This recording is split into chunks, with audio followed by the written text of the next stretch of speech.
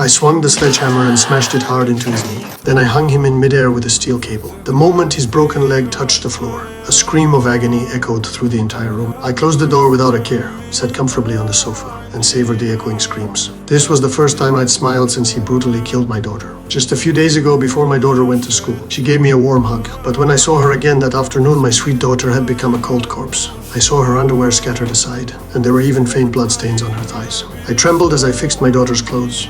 Overwhelming grief left me barely able to breathe. I hated myself for failing to protect her. Luckily, the police quickly identified the culprit using DNA testing. But no one expected that after being arrested, he showed no remorse at all. Instead, he wore a proud smile, simply because he knew full well that there's no death penalty in our country. Soon after, the sheriff also called to tell me that even the harshest punishment would only be 10 years in prison. When my wife heard this news, she sobbed uncontrollably every day. I knew I had to do something. Under the pretense of going to work, I secretly went to a remote suburban area. There I found an abandoned house. If the law couldn't give us the justice we deserved, then I'd take matters into my own hands, outside the law. The next day, I gave my wife one last reluctant look, then resolutely set my plan in motion. First, I drugged the driver who was transporting the culprit, then followed them all the way in my car. When the drug took effect on the driver, I used my identity as a doctor to gain the police's trust. I made an excuse to go get a first aid kit from the car, then hit the gas and drove off with the prison transport vehicle. Halfway there, I knocked the culprit unconscious, switched cars, and took him to the execution ground.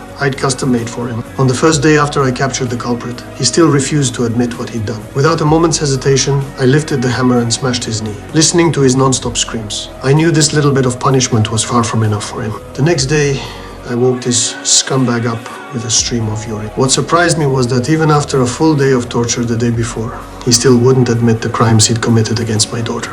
I stepped hard on his broken knee. The intense pain almost made him pass out. After a round of punishment, I kindly gave him some food, because only when someone is alive can they truly understand what it means to be worse off than dead. That night, my wife called me, crying, and begged me to come home quickly. I told her that my daughter's birthday would be in 3 days, and I planned to sacrifice the scumbag's life to her. On the third day, I hung him up again with a chain, then took out a shotgun and aimed it at his head. I wanted so badly to execute him right then, but after a moment of struggle, I held back. Compared to the torture my daughter endured, I couldn't let him die this easily. After 3 days of constant torture from me, this scumbag finally started to feel scared. He tried to confess to me, hoping to escape my torture, but it was all too late. I forcefully broke his ribs. The severe pain made it hard for him even to breathe. But just then, the sheriff unexpectedly found his way here.